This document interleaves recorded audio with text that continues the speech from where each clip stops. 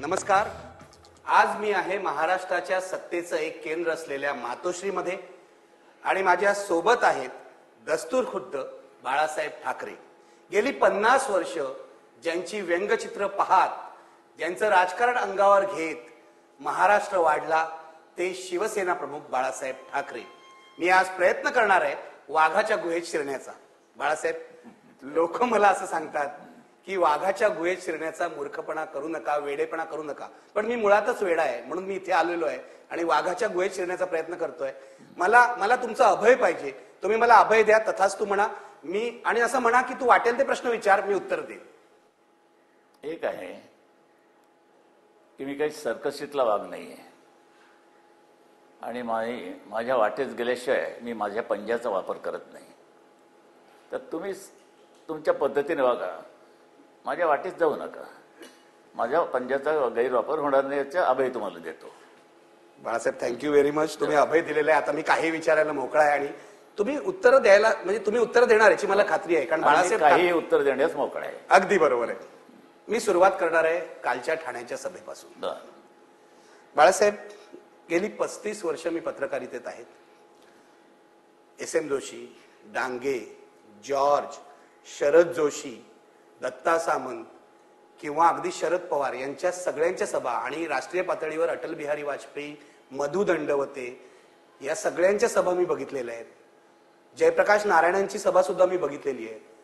पण 40 वर्ष सातत्याने ज्याच्या सभेला एवढी गर्दी होते असे नेते तुम्हीच आहात. धन्यवाद. ही किमया तुम्ही कशी साधलीत? त्याला उत्तर नाही. पण मी शिवसेना निघाली, मी बोलत गेलो, लोक जमत गेली आणि वाढता वाढता वाढे. यापेक्षा मी काही जादूटोणा, कॉन्ट्रॅक्टरनी माणसं आणलीत, भाड्याने आणलीत, हे धंदे मी काही केलेच नाही कधी. आई जगदंबा आहे, ती देते, मी घेतो. बाळासाहेब, पण मला सांगा, ही गर्दी का जमते? काल पण ती जमली. 66 साली शिवाजी पार्कवर पण हीच गर्दी जमली होती. का जमते? काय आहे त्या गर्दीच्या मनात? मी असं म्हणतो, तुम्ही तुमची दांडकी घेऊन काही काही खास शो अरेंज करता, अरेंज शोज, आणि प्रत्येकाला विचारता अमुक अमुक हे काय नगरसेवकाने काम केलं का, केलं असंच काहीतरी तुम्ही दांडकी फिरवा ना लोकांमध्ये. ज्यावेळेला गर्दी आमच्या सभेला माझ्या होते त्यावेळेला, की तुम्ही का जमता, कशा करता येता, विचारा. ह्याचं उत्तर मी काय देणार? पण काहीतरी तुमचं एक विश्लेषण असेल ना. इतकी वर्ष तुम्ही राजकारण पाहताय, समाजकारण पाहताय, काय येते हे गर्दी? तुमच्याकडून तिला काय हवंय? ज्या पद्धतीनं विचार त्यांना पाहिजे असतात ते मिळत असतील. स्टाईल आमची आवडत असेल, काही काही स्टाईल म्हणून एक प्रकार इंट्रोड्यूस केला आहे या क्षेत्रामध्ये. ही माझी आपली चालत आलेली गंगा आहे. थोड्या मोठ्यांचं मी सगळे डांगे ऐकलेत, अत्रे ऐकलेत, माझे वडील मी ऐकलेत, वाजपेयी ऐकलेत, आणि ही मंडळी आहेत. काही म्हणजे असे राणा भीमदेवी असं काही बोलत नसतात. साधा सुटसुटीत त्यांचा एक छान फ्लो असतो, एक छानपैकी प्रवाह असतो आणि हा लोकांच्या मनाला भिडतो. मनाला कदाचित माझी भाषा किंवा आमची भाषा भिडत असेल म्हणून ते जमत असतील. पण असं मला इथे हेच महत्वाचं वाटतंय की तुम्ही म्हणाला स्टाईल, शैली, तुमच्यासारखी भाषणाची शैली देशामध्ये दुसऱ्या कुणाची नाही. पण असं काही नसतं. प्रत्येकाची स्टाईल असते. म्हटल्यानंतर प्रत्येकाची म्हटल्यानंतर इथे स्टाईलचा प्रश्न असतो. प्रत्येक जो बोलतो त्याची स्टाईल निर्माण होते. मग तो कोणाला नक्कल आणि कॉपी करायची असेल ती गोष्ट नाही राहिली. पण कॉपी करून त्यांचे जे विचार आहे, विचारांना महत्व आहे, स्टाईलला महत्व नाही आहे. तरी सुद्धा स्टाईलमुळे लोक तुमच्याकडे आकृष्ट होतात आणि मग विचार. माझी स्टाईल, पण ही स्टाईल कशी तयार झाली? शेवटी काय, मी व्यंगचित्रकार आहे मूळचा. जवळजवळ 60 वर्ष मी व्यंगचित्रकला, आता नाही जमत. नेहमी सगळ्यांना सांगतो की ह्या हाताने अनेक मोठमोठ्या भल्या भल्या लोकांना राजकारणातल्या थरथर कापायला लावलं. आता वैमानाप्रमाणे हा हात थरथरतो, जर मध्ये मध्ये कधी वळ येतात, नाही तर अजूनही माझे फटके बसले असते कुंचल्याचे. आता ही जी पटकन तुम्ही, मला त्याचा उपयोग झाला एक शिवसेना प्रमुख म्हणून. माझ्या पहिल्या माझं प्रोफेशन होती, पेशा होता, त्याचा मला उपयोग व्यंगचित्रांचा. हो, हा जो मिश्किलपणा, हलकटपणा, बरं, आणि शिव्या ज्या आहेत ते आमची वडिलोपार्जित आहे. बरं, म्हणजे तुमचा मिश्किलपणा व्यंगचित्रकारातून आला आणि शिव्या वडिलांकडून आला. म्हणजे माझ्या वडिलांनी जे भोगलं पुण्यात त्याचे ते परिणाम आहेत. शिवाय देणं भाग पडलं. बरं, आणि शिव्यानं गंध चढू नये म्हणून तो वापर करतो. शिवाय लोखंडासारखे असतात. लोखंड असं टणक असतं बरं, पण ते वापर जास्त झाला आणि कोपऱ्यात पडलं तर त्याला गंज चढतो, म्हणून ते वापरात असावं लोखंड.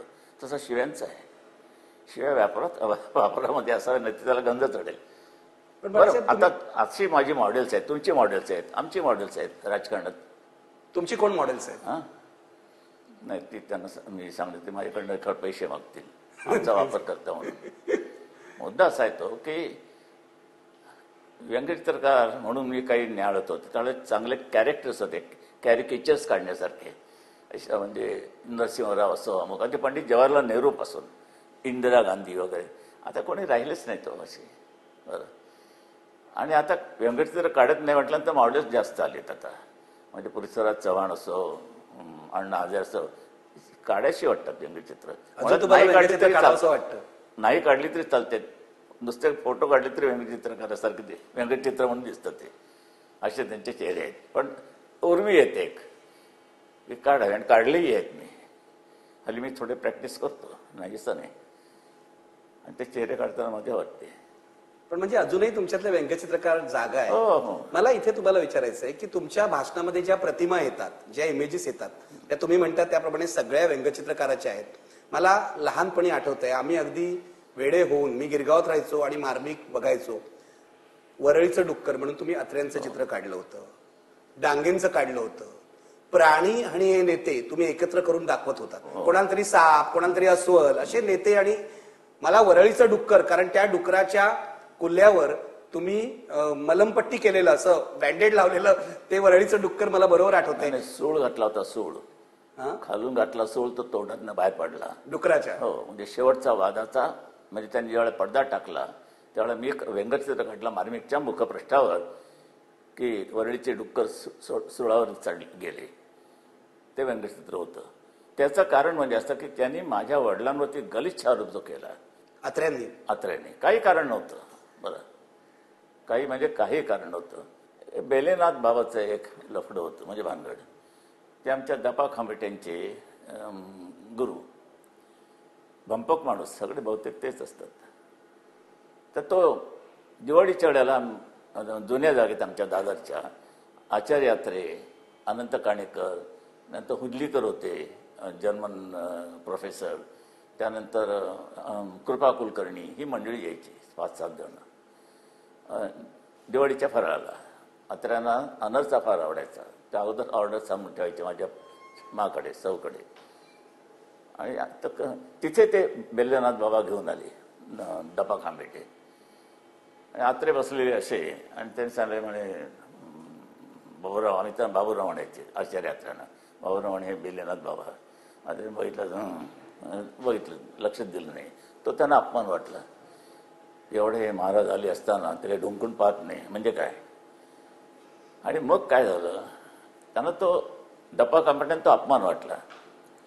आणि आत्रे म्हणजे काय विचित्रच होते. आज मैत्री, उद्या दुश्मनी. वसंत बापट आणखीन आचार्य यात्रे श्यामच्या आईच्या वेळेला अगदी इतके घनिष्ठ संबंध की शूटिंगच्या वेळेला दोघं असायचेच. वसंत बापट असायचाच श्यामच्या आईच्या वेळेला. काय झालं कोणास ठाऊक, त्या वसंत बापटचं आणि त्यांचं फाटलं. त्यांनी अग्रलेख लिहिलं मराठीमध्ये, बिन बापाचा बापट. आता हे झाल्यानंतर आमच्या बापाचा काही संबंध नसताना माझ्याकडे दबा खांबेटे आले, म्हणाले ही कसली पत्रकारिता म्हणे, बरं दिसत नाही. मला असं वाटतं याच्यावर आपण काही लिहिलं पाहिजे. त्यांना सूड घ्यायचा तर तो बेलेनाथ बाबांचा. तर म्हटलं काय तुम्ही कार्यकारी संपादक आहात, लिहा तुम्हाला जे पाहिजे ते. तुम्हाला तुमच्या स्वातंत्र्याला तुम्ही काही गदा आणू इच्छित नाही. त्यांनी एक अग्रलेख लिहिला. ह्याच्याशी दादांचा काही संबंध नाही. अग्रलेख वाचल्यानंतर दादांच्यावरती बाबूरावांनी चौकट टाकली मराठ्यात.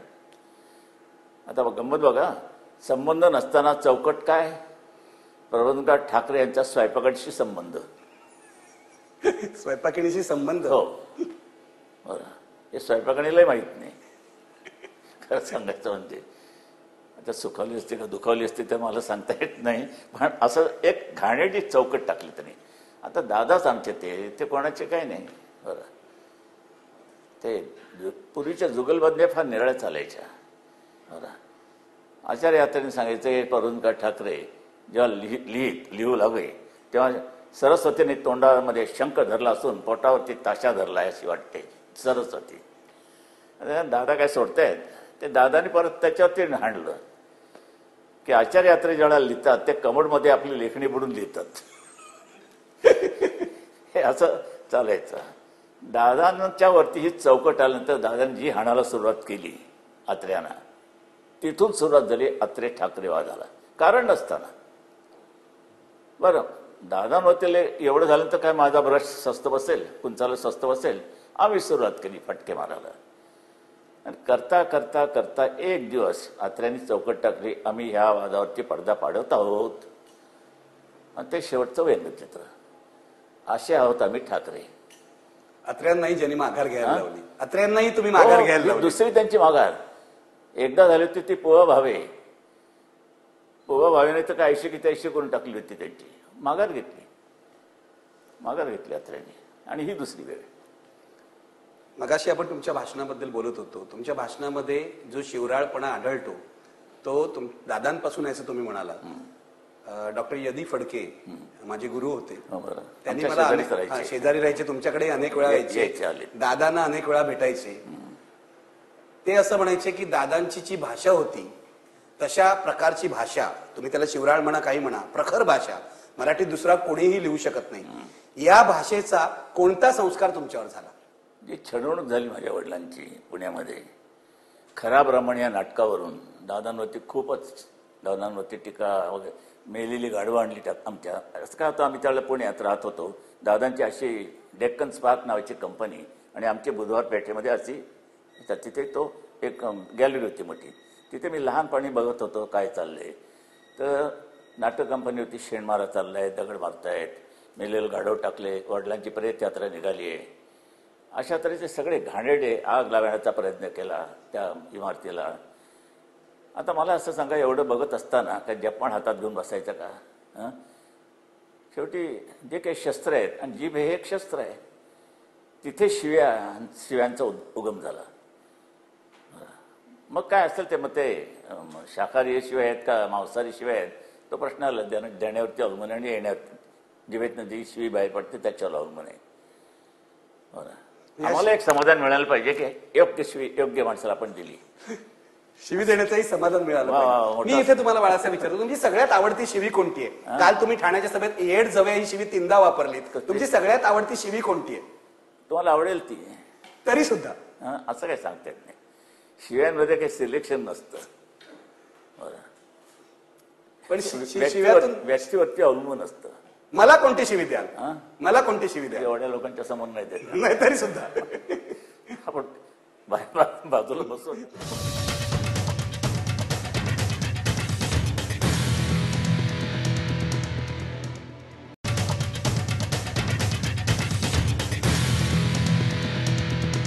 मला असं वाटतं की तुमची शैली हा पुढच्या काळामध्ये अभ्यासाचा विषय होणार आहे. पहिली गोष्ट म्हणजे मी मगाशी जे म्हणालं, तुमच्या प्रतिमा, जसं अत्र्यांचं तुम्ही डुक्कर काढलं तसं शरद पवारांचं मैद्याचं पोतं काढलं. कोणत्याही काढलं नाही, बोलून दाखवलं. आणि जेव्हा बाबरी मशीद पडली तेव्हा मला वाटतं तशा प्रकारचं चित्र सामनामध्ये आलं होतं की शरद पवार झोपले आहेत वगैरे, मशीद पडली आणि शरद पवार. माझा मुद्दा हा आहे की तुम्हाला टीका करताना जे सुचतं हे प्रतिमांच्या स्वरूपात सुचतं, याचं कारण तुम्ही चित्रकार आहात हे आहे का? व्यंगचित्रकार म्हणून आम्ही ज्यावेळेला एखाद्या व्यक्तीकडे बघतो त्यावेळेला ती व्यक्ती आम्हाला सरळ दिसत नाही. पहिली त्यातली व्यंग कोणची हे आमच्या नजरेसमोर येतं. आता वर्तमानपत्र मी ज्यावेळेला फ्री प्रेसमध्ये असताना व्यंगचित्र म्हणून ज्यावेळेला शोधायचा विषय कोणचा, तर बातम्या माझ्या समोर येऊन उभ्या राहायच्या. ही बातमी एक आहे, ही एक बातमी, ती एक बातमी.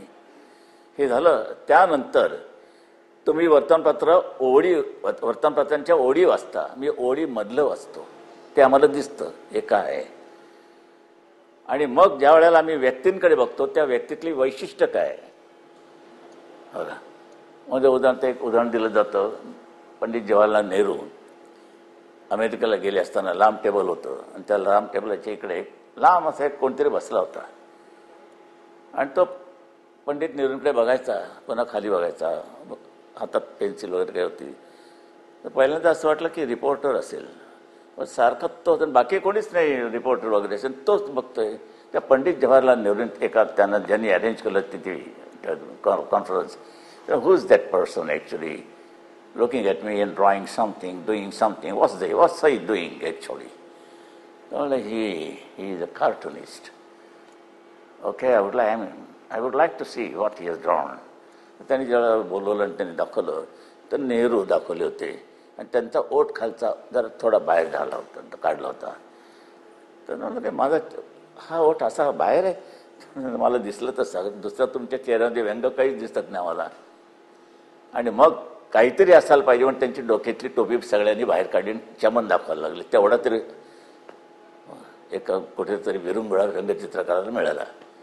आणि मग आम्ही गोटे काढायला लागले, मागे थोडेसे केस, मग तो ओठ वगैरे झालं. हे असं शोधावं लागतं. काही काही व्यंगचित्र कठीणच जातात काढायला चेहऱ्यामुळे. ते आम्हाला इंदिरा गांधींचं एक नाक छान मिळालं होतं. बरं, चांगली होती बाई, संपूर्ण तिचे फीचर्स. बरं, कार्टुनिस्टला असं काहीतरी प्रोत्साहन मिळालं पाहिजे, असे चेहरे आले पाहिजेत समोर. पण मला सांगा, सकाळी जेव्हा तुम्ही पेपर वाचता तेव्हा अशाच प्रतिमा तुमच्या डोळ्यासमोर येतात? येतात, नक्कीच अजूनही येतात? हो, नक्की. वाचन हेच माझं व्यसन आहे. तुम्हाला जो वाचत नाही तो वाचत नाही, हे माझं वडिलांचं वाक्य आहे. बरं, त्यामुळे वाचल्यावर अशाच प्रतिमा येतात. मी इथे एक प्रश्न विचारणार आहे, मला खरं उत्तर द्या. आता काय तुमचा मुलगा सुद्धा आता राजकीय नेता आहे आणि तुमचा पुतण्या सुद्धा राजकीय नेता आहे. त्या दोघांकडे बघून तुमच्या मनामध्ये काय प्रतिमा येते? काय एक मुलगा एक पुतणे आहे. नाही, पण तरी सुद्धा व्यंगचित्रकार म्हणून. नाही, व्यंगचित्र सुरुवात केली होती उद्धवने. उद्धवचा हातही छान होता, स्ट्रोक चांगले होते, फटके. ते तो फोटोग्राफीकडे वळला. राजला मी सांगितलं, म्हटलं हे बघ, मी पहिल्यांदा व्यंगचित्रकार होतो, मग शिवसेना प्रमुख झालोय. तुझा उलटा प्रवास चाललेला आहे. तू प्रथम लीडर होता आणि व्यंगचित्र होशील ना होशील माहीत नाही. आता त्याला वेळही मिळत नाही. हा त्यातला फरक आहे. नाही तर हे राज ह्या भानगडीत पडला नसता तर तो एक चांगला व्यंगचित्रकार होऊ शकला असता. नाही असं नाही, पुन्हा ठाकरे होऊ शकला. त्यामुळे कल्पनेला तोटा नाही. तुम्हाला असं वाटतं राजने व्यंगचित्रकलेकडे जास्त लक्ष द्यायला पाहिजे होतं? द्यायला त्यावेळची गोष्ट आहे. मी सगळं माझं लिटरेचर, डेव्हिड लो वगैरे वगैरेचं हे त्याला दिलं होतं. ते मी परत मागवलं, पण तुझ्याकडनं आता होणे नाही. आता तो त्याच्यावर फोकस करू शकत नाही असं तुम्हाला वाटतं? हे त्याला विचारा. राजचा उल्लेख आलाय म्हणून बाळासाहेब, मला तुम्हाला विचारायचं आहे. तो यायलाच पाहिजे होता. तो येणारच आणि तो यायलाच पाहिजे. आणि मला काही प्रश्न विचारायचे आहेत, कारण मी तुम्हालाही इतके वर्ष बघतोय, उद्धवलाही ओळखतो आणि राजलाही ओळखतो.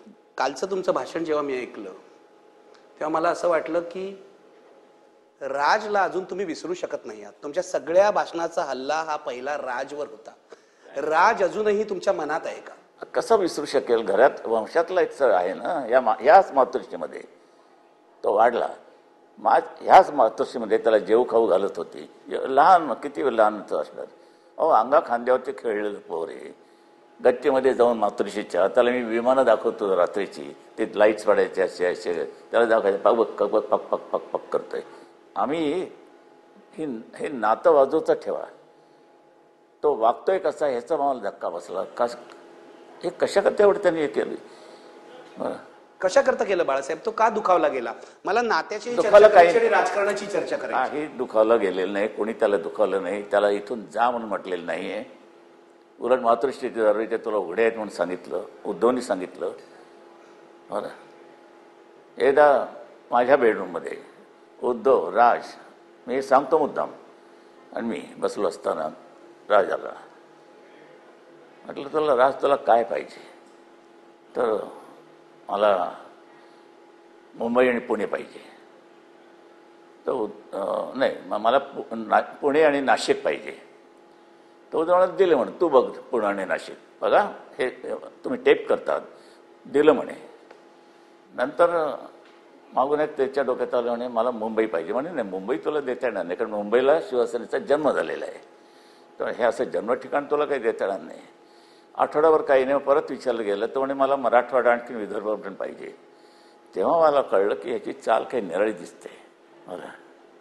आणि अशा तऱ्हेनं त्याची जी पावलं पडायला लागल्यानंतर अर्थात आम्ही त्याला जाही म्हटलं नाही. तो बाजूला राहिला, आम्ही बाजूला राहिलो. त्यांनी जाहीर केलं. बरं, महाबळेश्वरला उद्धवला शिवसेना कार्याध्यक्ष केलं. कार्याध्यक्ष यांनी ठराव मांडला, मी म्हणतो. आणि तिकडे ते गल्लीत त्याच्या सभा झाली. मीच हा म्हणे पायावरती धोंडा पाडून घेतला, आता तू निस्तर. पण मला सांगा, तो तुमच्याशी कधीही बोलला नाही मोकळेपणाने जाताना की काका मी चाललोय? कारण तो तुमच्या मांडीवर वाढला, तुमच्या सहवासात वाढला. त्यांनी 2 पत्र लिहिली आहेत, ती माझ्या दप्तरी आहेत. त्यामध्ये त्याची खतखत व्यक्त होत होती. त्याचा गुदमारा तिथे त्यांनी लिहिला होता, फक्त उद्धव म्हणजे माझ्यावेळी हाच कोणीतरी होणार. मी उद्धवलाही मी केला नाही, मलाही माहीत नाही. कशाला, माझा हा नातू आता आलाय, उद्धवचा मुलगा आदित्य, त्याला मी नाही बनवला. माझ्याकडे घराणेशाही नाही आहे. तुम्हाला काय बोलताय? सरळ तर दिसत आहेत, तिघांचे फोटो सतत झळकत आहेत. घराणेशाही कुठची? जी गांधी घराणेशाही चालली आहे ती. पंडित जवाहरलाल नेहरू वगैरे वगैरे करीत, इंदिरा गांधी, नंतर राजीव गांधी वगैरे करीत करीत आता राहुल गांधी, वढेरा पण आला, रॉबर्ट वढेरा पण आला. वढेरा पण, आणि प्रियांकाची 2 पोरं पण आली. तुम्ही राहुल गांधीला ॲक्सेप्ट करा म्हणून तुमच्यात लादणं आणि तुमचा नाईलाजाने घराणेशाही म्हणजे कशी आता ती दादागिरीच चालली त्या सोनिया गांधीची. आणि राहुलला तुम्ही ॲक्सेप्ट करावंच लागतंय तुम्हाला, कारण तुम्ही शंड आहात. बाळासाहेब तेही म्हणतायत की आम्ही यांना लादलेलं नाहीये, आम्ही निवडून आलो आहोत. असं सोनिया गांधी निवडून आले आहेत, राहुल गांधी निवडून आलेले. निवडून येणं निराळं, निवडणुकीशी लादण्याचा संबंध नाही. घराणेशाहीबद्दल आपण बोलतोय, घराणेशाही काही निवडून आली नाहीये. पण हे कसं काय, म्हणजे त्यांची घराणेशाही आहे आणि तुमची नाही, याच्यावर लोकांना विश्वास कसा ठेवायचा? सांगतो ना, विश्वास ठेवा ना ठेवा. हा जो आदित्य आहे, याला मी नाही नेमला ना उद्धवने नेमला. एकदा तो झेवियर कॉलेजमध्ये आहे, लास्ट इयर आहे त्याचं. प्राध्यापकांचा संप सुरू झाला आणि मग तिथून त्या सगळ्या स्टुडंट्सनी ठरवलं की असं कसं परीक्षा जवळ आल्या आणि प्राध्यापक सगळे संपावर, हे कसं काय आपलं वर्ष फुकट जातं आहे. मग काय करायचं, त्याने आपापसामध्ये ठरवलं, आम्हाला माहीतही नाही. मग म्हणे आपण ह्याच्याकडे जाऊया, राज्यपालांकडे जाऊया आणि आपण दाद मागूया, चला म्हणे. तर त्यांनी ठरवलं की ठाकरे तुम्हीच पुढे व्हा, म्हणजे राज आपला तुमचा उद्धव नाही आदित्यला सांगितलं तूच पुढे हो म्हणे, आम्ही तुझं हे करूया. मग गेले ते घेऊन शिष्टमंडळ. ते कोण होते राज्यपाल, त्यांचं नाव विसरलं, भयंकर नाव होतं. बरं, तर त्याने हे केल्यानंतर प्राध्यापकांचा संप मागे घेतला गेला, कॉलेज सुरू झालं आणि तिथे त्याला नेतृत्व मिळालं. म्हणजे तो स्वतःहून आला असं तुमचं म्हणणं? आपणहून आलाय तो, स्टुडंट्सनी त्याला निवडलाय, आम्ही नाही. हे बरोबर आहे, हे आदित्यच्या बाबतीत जरी मान्य आणि शिवाजी पार्कला जेवढा आला, शिवतीर्थावर शिवसेनेचा मेळा होता दसऱ्याचा, एकाएकी राजला पुढे त्यांनी लोकांनी केला आहे, स्टुडंट्सनी तलवार वगैरे माझ्या हातात देऊन मी त्याला द्यायला लावली, त्याने ती तलवार दाखवली आदित्यने, आणि तो आपणच झालं नेता. आता समोर आलं तर नाही हे असं काय मी त्याला झटकावून राहू, ही मी तुमच्यावरती लादला नाही आदित्याला, त्यानेहून निवडलेला तो नेता आहे. असा राहुल आहे का गांधी? राहुलला कोणी हे केलं? घराणेच केलं. हे सोनिया गांधींचे आहे, हे आमचे सगळे बसलेत ना डरपोक लोक, मुजरे करतायत मराठे. हा त्यातला फरक आहे. लादणं हा निराळा आणि आपण त्यांच्यामधनं तो निवडलेला असा राहुल गांधी आहे का?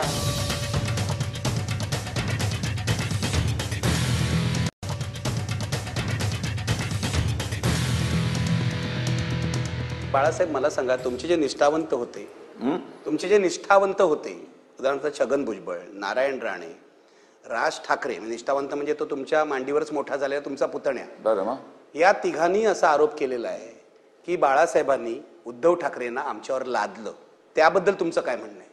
हे मी मान्यच करू शकत नाही ना, मान्य करू शकत नाही. लादलं म्हणण्यापेक्षा ठराव मी मांडला, त्यावेळेला मी तिथे नव्हतोही. तो राजनी मांडला? हो, मी होतो महाबळेश्वरला एका मित्राच्या बंगल्यावरती.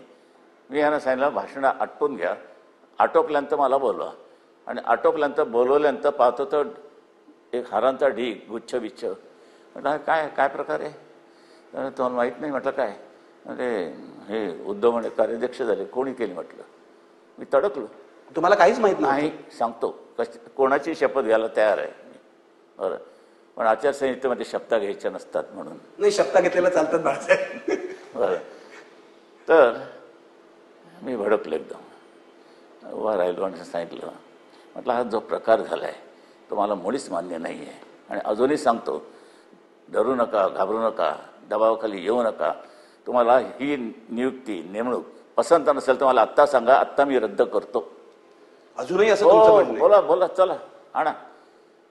जेवढे आले होते ना महाराष्ट्रातनं जेवढी लोक त्या सभेला, त्यांना मी साक्ष म्हणून बोलवतो तुमच्यापुढे. तुमच्यापुढे मी तो लॉट सगळा लोकांचा हे करतो. कोणाला विचारा हे मी बोललोय की नाही. मी रद्द करतो आत्ताच्या आत्ता, दबावाखाली येऊ नका. पण एकानेही तुम्हाला सांगितलं नाही की नाही, उद्धव नाही, आम्हाला आम्हाला मान्य मान्य आहे, आम्हाला मान्य आहे. म्हटलं ठीक आहे. पण म्हटलं तरी पण मी हा प्रकार पुन्हा मी सहन करणार नाही, एवढं ध्यानात ठेवून पुढची पावलं टाका. विचारा, उद्धव होता, राजला विचारा. मला बाळासाहेब आज आठवण येते मीनाताईंची. मला त्यांचं या घरातलं स्थान काय हे माहिती आहे. मीनाताईंनी या घरामध्ये जी काय भूमिका बजावली आहे ते मला माहिती आहे. आज मीनाताई असत्या तर असं झालं असतं का? तेवढं झालं असतं की नसतं ह्या एकेकाच्या स्वभावावरती अवलंबून आहे. बरं, माणूस केव्हा प्रेमळ असतो आणि किती निर्दय होऊ शकतो त्या डिग्र्या बघाव्या लागतात. समजलं? निर्दयपणाला एक सीमा असते की नसते त्याची मला कल्पना आहे, पण ह्या निर्दयपणाचा कळस येऊ शकतो. ते तिला सहन झालं नसतं. बरं, ते सहन झालं असतं. आज बघा, मी 3 धक्के खाल्ले. 1995 साली 6 सप्टेंबरला माग गेली कर्जतच्या माळ्यावर. बरं, म्हणजे संपूर्ण दिवस छान गेला, सगळं झालं. ते फार मोठी हे आहे, ती वेळ घेत नाही तुमचा. त्यानंतर 1995 साली 6 सप्टेंबरला माग गेली. 96 साली 10 फेब्रुवारीला माझं बायपासचं ऑपरेशन झालं. ते झाल्यानंतर एप्रिल 20 ह्या तारखेला माझा मोठा मुलगा चिरंजीव बिंदू माधव त्याचा कार ॲक्सिडेंट झाला. त्याला बघवत नव्हतं, त्याला हिंदुजाला आणला होता. हे 3 धक्के झाले. मी नेहमी म्हणतो की मा असताना जर बिंदू माधव गेला असता तर ती हार्ट अटॅकनेही गेली असती, तिला नसतं सहन झालं असतं. बरं, त्याची सात्विक होती, धार्मिक होती, पण ती नाही सहन करू शकली असती. राजच्या बाबतीत सुद्धा हा जो एक प्रकार झाला, म्हणजे घराण्याबद्दल जे एक प्रेम आहे, आपुलकी. बरं, त्यामध्ये हे राजचं वागणं तिने, कारण जेऊ खाऊ घातलेला पोरगं असं वागते, तिला नसतं सहन झालं असतं. पण त्यांनी समजावलं असतं राजला सुद्धा. समजून मी काय समजावून कमी केलं त्याला? माझं काय आहे? जो अन्नालाच विसरला तिथे बाकीचं काय राहणार? बाळासाहेब, इथे मला तुम्हाला विचारायचं आहे, तुम्ही मा म्हणताय, मीनाताई म्हणून सगळे त्यांना महाराष्ट्रात ओळखतात, त्यांचं तुमच्या आयुष्यातलं स्थान काय? सगळ्यांना बाळासाहेब ठाकरे माहिती आहे, पण मीनाताईंचं तुमच्या आयुष्यातलं जे असं अमूल्य स्थान आहे ते काय आहे असं मला विचारायचं. अमूल्य स्थान वगैरे काही नाही. हे मगाशी तुमचे करायचं हे स्थान आहे. हा फोटो तुमच्या खिशात असतो हो, नेहमी, म्हणजे अशा काही ठिकाणी जाताना. आज इकडे ठेवतो नेहमी, पण तुमचं ते माईक लावल्यामुळे. हो, बरं, हे स्थान आहे. मला नाही वाटतं जगात कोणी नवरा असं काही ठेवत असेल. बरं,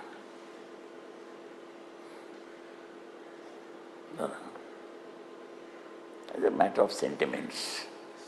त्याची सात्विक होती, धार्मिक होती, भयंकर धार्मिक. बरं,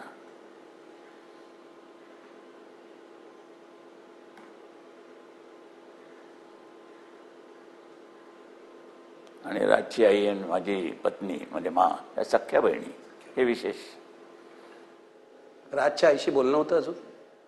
सगळे संबंध तुटले हो, एकदम तोडले राजच्या वागणुकीमुळे संपूर्ण. तिने तरी तसं वागायला नको होतं, एवढं नक्कीच.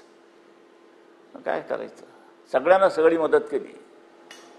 बरं, तुम्ही दुखावले गेलेले दिसताय बाळा. कोण याने काय सुखावतो माणूस?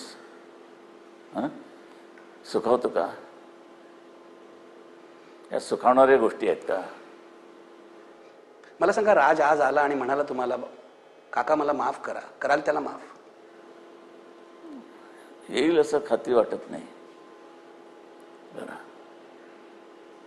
काय असतं, उद्धव असो कोणी असो, मग शेवटी मग माणसाचा कळत न कळत एक अहंकार, इगो वाढत जातो. त्याचा किती वाढला आहे, उद्धवचा किती वाटला आहे, ते सगळे मेजरमेंट्स पाहावी लागतात. मग उद्धवानी तरी कशाला मग हे अंगावर घ्यायचं? सगळं सुरळीत चाललंय, त्याच्या मागण्या काही आडव्या आल्या तर मग काय करू? त्यालाही पुढे जाता येत नाही, हा अडकून पडता ठेवतोय, हे कोणी सोडायचं नंतर. मुळात ते व्हायला नको होतं, इथूनच सुरुवात मी करीन, पण झाले दुर्दैवाने आज. I have to accept. पण बाळासाहेब, आज महाराष्ट्रात अशी परिस्थिती आहे की उद्धव आणि राज एकत्र आले तर तुमची सत्ता येऊ शकते. गेल्या इलेक्शनलाही दिसलेलं आहे की दोघं जण एकत्र असते, दोघं भाऊ भाऊ त्यांच्या वादामुळे शिवसेना भाजपची सत्ता जाते.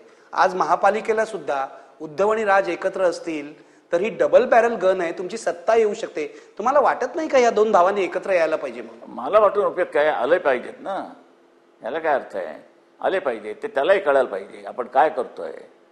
हा मराठ्यांचा इतिहास आहे, बरं, मराठ्यांचा इतिहास आहे. मी सांगितलं मध्यंतरी की शिवाजी महाराजांना जिजामातेचे सख्खे बंधू यांना सुद्धा मुसक्या बांधून तुरुंगात टाकावं लागलं, मामा विरोधात स्वराज्याचा. दोन वेळा सांगून पाहिलं, पण त्याने एक मस्ती ना, हा कोण स्वतःला समजते, मी जिजामातेचा म्हणजे जिजाचा भाऊ आहे, हा काय मला हात लावणार. त्याने सांगितलं स्वराज्याचा आड आला तर नाही, क्षमा नाही. मुसक्या बांधून टाकलात. 200 मावळ्यांच्या विरुद्ध महाराज लढले, मावळ्यांच्या विरुद्ध. बरं, म्हणजे खंडू खोपडे असतील, वाजी देशपांडे असतील, बरं, मोरार हे असतील, आणखीन दुसरे आठवते कोण रे, मोरारच ना. पण म्हणजे म्हणजे तुम्ही आता राजला क्षमा नाही, आता राजला क्षमा. मी अजून कसले सीमारेषा काही वगैरे काही आखलेलं नाहीये, चालले ते मी फक्त सहन करतोय. बघू कितपत कुठेतरी शेवट होईल कदाचित, काय सांगतो.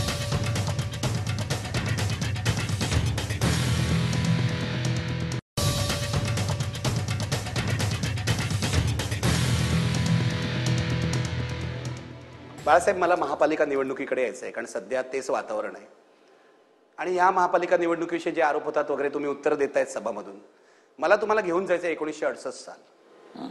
1968 साल हे शिवसेनेच्या आयुष्यातलं सगळ्यात महत्वाचं वर्ष अशासाठी आहे की मला आठवतंय त्यावेळेला मी 8-9 वर्षाचा होतो आणि शिवसेनेने महापालिका निवडणुकीत मोठा विजय मिळवला होता. पहिल्यांदाच तुमची प्रजा समाजवादी पक्षाची युती होती आणि तुमचे 42 नगरसेवक पहिल्यांदाच निवडून आले होते आणि शिवसेनेचा भगवा मुंबईमध्ये अक्षरशः विजयी झाला होता. ती महापालिका निवडणूक आणि आजची महापालिका निवडणूक, काय फरक दिसतोय तुम्हाला? त्यावेळेला बटणं दाबली की एकाच पार्टीला मतं जात नव्हती. आज जशी होत आहेत तशी. आता ही बटनाचं राज्य सुरू झालेलं आहे. बटन दाबलं की एका पार्टीकडे मतदान. काल परवाकडे जन्मास आलेले पक्ष लाखाच्या आघाड्या घेतं कसं, याचा विचार होणार आहे की नाही? आणि ते आता सिद्ध झालंय. त्यावेळेच्या खरोखर शिक्का मारून मतदान व्हायचं प्रामाणिकपणानं. त्यावेळेला खरी लोकशाही होती. आता लोकशाही म्हणजे खलास झाली, संपलेली आहे. कसली लोकशाही हो, बेकार. तुम्हाला असं वाटतं की या सगळ्या मतदान यंत्रामध्ये गडबड आहे? हो आहे, निश्चित आहे, निश्चित. मी तुम्हाला एक आठवण देतो. 71 सालची निवडणूक तुम्ही सगळे विरोधी पक्ष हरला होता, इंदिरा गांधी जिंकले होते. मला माहिती आहे शाहीवरती येणार आहे. तुम्ही म्हणालात हा विजय बाईचा नाही, गाईचा नाही, शाहीचा आहे. होताच. तेव्हाही तुम्ही आक्षेप घेतला होता. एक ऍक्सेप्ट घेतला होता, म्हणजे दाखवून दिलं होतं. मतदानाचा शिक्का मारलेलं काही सॅम्पल्स आम्ही दाखवली, त्यांना पुढे ठेवली. हळूहळू ते वेपर्यंत होत गेलं आणि शिक्का उठत गेला. म्हणजे ही आता तुम्ही टेक्नॉलॉजी हा शब्द वापरतात, पण तिथे केमिकल ॲक्शन रिॲक्शन्स काय चालल्या होत्या झाल्या तिथून ते. म्हणून इंदिरा गांधींनी ह्या गोष्टी जे इंट्रोड्यूस केल्या त्या आज आपल्या देशाला अजून होत आहेत. त्या बाईबद्दल मलाही आदर आहे. सोनिया गांधी हे तुलनाच होऊ शकत नाही, बेकार बाई आहे ती.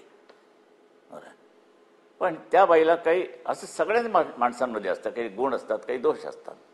तुम्हाला असं वाटतं इंदिरा गांधींनी या देशातल्या लोकशाही संस्थांवर हल्ले केले, त्यांचा पाया कच्ची केला? शेवटी मद्य हेच चढतं असं नव्हे, बरं. मग ते कुठच्याही असो, ते विस्की असो, वाईन असो, ब्रँडी असो, अमुक असो, काय असेल ते, सत्ता पण चढते, डोक्यात जाते, नेतृत्व डोक्यात जातं, बरं.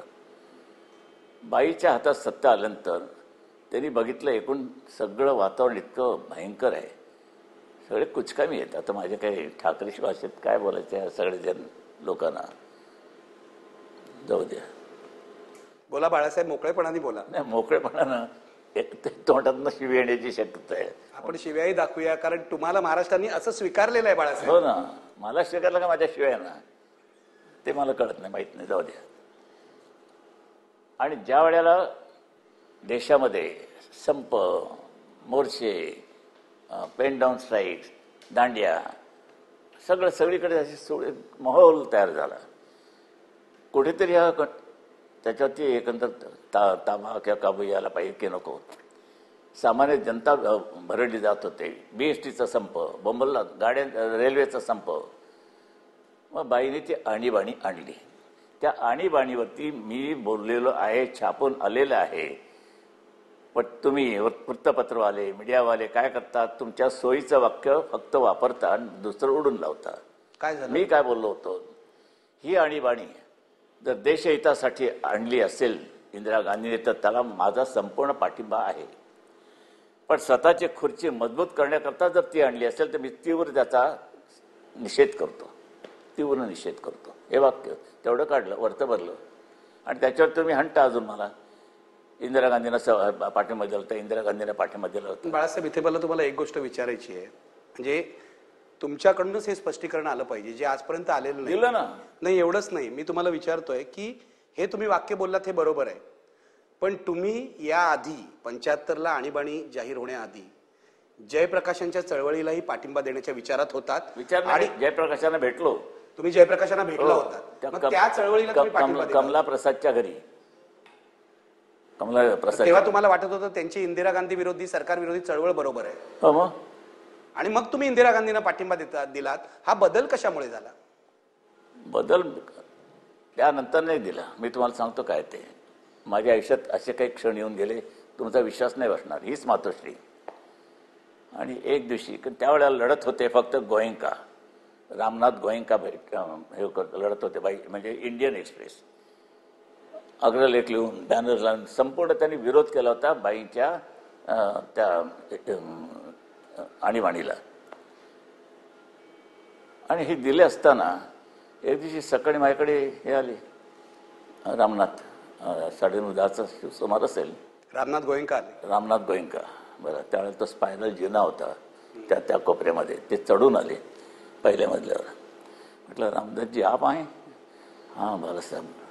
से नर्वस झालेले, डाउन. क्या बात है, क्यों इतने नर्वस लगते हैं? क्या कहें बाला साहब, ये जयप्रकाश जिसका खर्चा मैं करता हूँ. म्हणजे तो म्हणतो विमानाचा खर्च, जाण्याचा, राहण्याचा, औषध उपचारांचा, डॉक्टरांचा, हॉस्पिटलचा सगळे खर्च मी करतोय. 2-3 दिन पहले मैं उनसे मिला. मैंने कहा कि अभी ठीक है, ये सब हो गया, अभी आगे क्या? तो बोले, अभी आगे क्या, जनता देखेगी. नेतृत्व सोडते आणि जनतेवर टाकते. तेव्हा म्हणे मी कोसळलो की साले फुकट गेलं माझा एवढा खर्च. जनता क्या करेगी, you have to lead the people. आणि आज तो हे सांगतोय, सटकतोय त्यातून. हे त्या जयप्रकाशने केलं. त्याचा तिथे मलाही संताप आला. हे काय, कसा सोडून जातो? उद्या मी एखादी चढू हाती घ्यायची, सर्व जोळा सुरू झालेली आहे, परिणाम होऊ लागलेले आहेत. आता जनता बघून घेईल, अरे शेपूट नाही म्हणून काय. हे मलाही पटलं नाही. हे असे बारके बारके क्लॅशेस असतात राजकारणामध्ये. तुम्हाला ते सांगता येत नाही, जाहीर बोलता येत नाही. म्हणून तुम्ही भूमिका त्यावेळेला बदलली. भूमिका नाही बदलली. म्हणजे इंदिरा गांधींना पाठिंबा दिला नाही, काही संबंध नाही त्याचा. कंडिशनल पाठिंबा दिला. कंडिशनल म्हणजे त्याच्यामध्ये काही आहे की नाही, अर्थपूर्ण आहे का, बेअकली आहे पणा. तुम्ही देशहितासाठी आणली असाल तर तुम्हाला मी पाठिंबा देतो. आणखीन स्वतःच्या खुर्ची, ही स्वतःची खुर्ची मजबूत करण्याकरता आणली असेल तर मी त्याचा तीव्र निषेध करतो.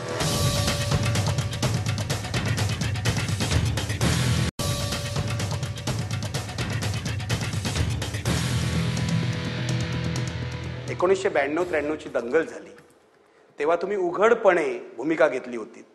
श्रीकृष्ण आयोगाने सांगितलं की बाळासाहेब ठाकरे एखाद्या कसलेल्या सेनापतीप्रमाणे शिवसैनिकांना दंगल करण्याचा आदेश देत होते.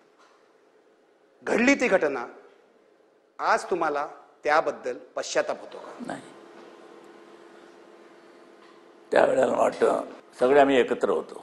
भारतीय जनता पक्ष, हिंदू परिषद, हिंदू महासभा, हिंदू त्यांची अयोध्येच्या आंदोलनामध्ये, आंदोलनामध्ये विश्व हिंदू परिषद, तर हा कोण होता? तर अशोक सिंघल, त्याची ती कुठची हिंदू विश्व हिंदू परिषद, विश्व हिंदू परिषद, आणखीन ती दुसरी एक बजरंग दल, हे सगळ्या संघटना एकत्र येऊन आम्ही तो लढा देत होतो. म्हटलं इथे पक्षाचे बावटे आणायचे नाही, झेंडे आणायचे नाही, फक्त भगवा झेंडा बस, त्याच्यात काही सिम्बॉल काही नाही केलं त्यांनी. आपले झेंडे नाचवले सगळ्यांनी. हे सगळं झाल्यानंतर बाबरी पाडाला फार जड गेली. काय सिमेंट वापरत होते वगैरे, ते अंबुजा होतं की काय मला माहीत नाही, पण ते ठोकतायत घण उडायचा पण तडा जायचा नाही. शेवटी मग त्यांनी त्यांच्या पद्धतीने केलं की त्यांनी जे पिलर्स आहेत खालचे तोडले, तर घुमट खाली आला. त्यात माझे 3 शिवसैनिक मरता वाचले. मला वाटतं 2 गुजरातचे आणि 1 इथे महाराष्ट्राचा असे वाचले. हे पडल्यानंतर वर्तमानपत्रात सुरू झालं चर्चा, बाबरी पाडली. म्हटलं सुंदरलाल भंडारी काय त्यांचा एक तोला, हे म्हणे भारतीय जनता पक्ष नाही, हिंदू विश्व परिषद नाही, बजरंग दल नाही, हे शिवसैनिकांचंच काम आहे. तेव्हा आम्ही भडकलो. आपण एकजुटीनं तिथे दल असताना तुम्ही सेपरेट कसं करता, मला बाजूला कसं काढता? त्यामुळे माझं पहिलं स्टेटमेंट आहे, होय जर ते बाबरी मशीद माझ्या शिवसैनिकांनी पाडली असेल तर मला त्यांच्याबद्दल गर्व आहे. हे माझं छापून आलं स्टेटमेंट आहे. तिथे ढासळले ते लोक, बाबरी ढासळली आणि तेही ढासळले. पण बाळासाहेब नंतर दंगली सुरू झाल्या. दंगली म्हणजे डिसेंबर महिन्यात दंगल झाली, जानेवारीत दंगल झाली. जानेवारीत ती दंगल तुमच्या आदेशावरून घडली असा आरोप केला जातोय. कमिशननी पण म्हटलेलं आहे. बाबरी कुठे? उत्तर प्रदेशामध्ये, आणि मुंबई कुठे? इथे महाराष्ट्रात. तिथूनच्या मग तुम्ही तुमच्या नरेंद्र मोदींना दोष का देता? गोधरा तर गुजरातमध्येच आहे ना. पण त्यानंतर अहमदाबादला आणि इतर गुजरातमध्ये झाली दंगल झाली. नरेंद्र मोदींनाही दोष दिला जातोय. ती झाली ना दंगल. कोणी केली? हिंदूंनी केली असं धन चालू. हे दोषी ठरा. काय चुकलं त्यांचं? तुम्ही आमच्या गुजरातच्या त्या 3 डबे तुम्ही रेल्वे गाडीचे जाळले, बॉम्ब म्हणजे रॉकेलचे बोळे टाकून, कुलप बाहेर न लावून वगैरे. तर त्याची रिॲक्शन जशी उत्तर प्रदेशच्या बाबरीची रिॲक्शन मुंबईत येऊ शकते, तर गुजरातची रिॲक्शन अहमदाबादमध्ये येऊ शकणार नाही. आली तर त्यात गैर आहे. हे कोणी बघायचंच नाही. माझं गणित हे असं असतं. तुम्हाला अजिबात पश्चाताप वाटत नाही? कशा करता वाटायचा? पुन्हा असाच आदेश द्याल? पुन्हा असाच आदेश द्याल? आदेश दिलाच नाही ना. पण मी आपोआप घडलं तुमचं असं म्हणणं, स्पॉन्टेनियस होतं. हे हिंदुत्व आहे, हिंदू रक्त आहे. एवढा अत्याचार होऊन सुद्धा म्हणजे 3 डब्यांचा ते मृत्यू, 150 लोक मारले गेली, लहान पोरांसकट जळली, खाक झाली, कोळसा झाला. आम्ही काय करायचं? जपमाळ हाती घेऊन रामराम करत बसायचं? नाही जमणार. आपण चिडले. बरं, माझ्या घरावरती हल्ला, इथूनचेच मध्ये तिकडूनचे, इथे नमाज झाल्यानंतर माझ्या घरावरती येत होते चालत 40 माझ्या शिवसैनिकांनी त्यांना बरोबर तिथेच पिटाळलं. हे बघूनही आदेशाची गरज आहे? माझ्या घरावरती हल्ला, याला उत्तर द्या ना.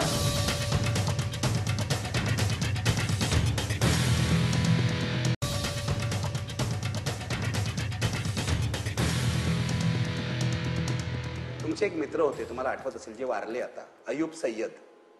करण नावाचं साप्ताहिक होतं, करणचा संपादक, आणि तुमचा चांगला मित्र होता.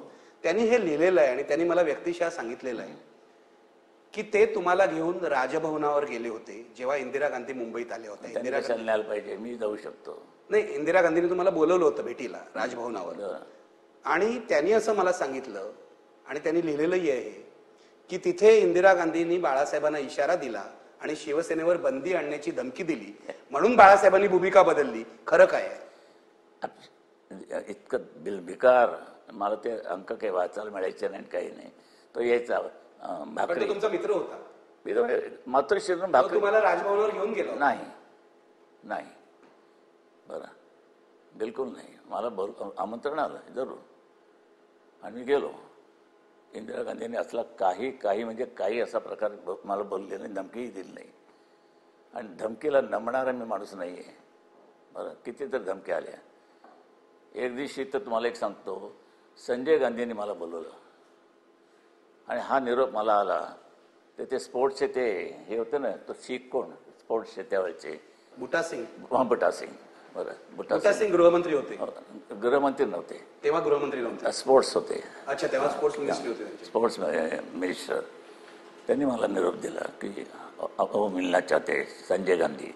मी गेलो आणि गेल्यानंतर तिथे माझी चर्चा झाली. ती चर्चा झाल्यानंतर मला निरोप आला ओम म्हणून. ओम म्हणून जे होम मिनिस्टर होते ते ओम मिस्टर ओम मेहता, त्यांनी मला निरोप पाठवला. मी गेलो आणि मग तिथे मी बोलता बोलता विचारलं की sir I would like to know who is this Rajni Patel, I mean what role he is playing in our politics. हो म्हटलं Rajni Patel, he is just nobody. तो इथे असा दाखवायचा जणू काही शंकरराव चव्हाण जे मुख्यमंत्री झाले ते मीच बनवले, अशा एका टेंब्यामध्ये तो हे करायचा. तर नाही, हे कोण नाही म्हणे. ते मला कळल्यानंतर मग मी हाणायला सुरुवात केली रजनी पटेलला. आणि मग त्यांनी असं भासवलं की शिवसेनेवरती बंदी आलेली आहे, आणली आहे, आणि होती. असं कोणी भासवलं? संजय गांधींनी, रजनी पटेलनी. पण मी ती काढली, असं काही नाही. तर ते मला ओमने सांगितलं, कारण तो होम मिनिस्टर असला तोच यादी घेऊन जाणार. त्यांनी सांगितलं की ज्याला पहिल्यांदा होता एक कुठची तरी संघटना, दुसरी RSS होती, तिसरी शिवसेना होती, मग बाकीच्या येत्या. बाईने चष्म्यावरून द्यायला केलं, व्हॉट शिवसेना, वाय शिवसेना.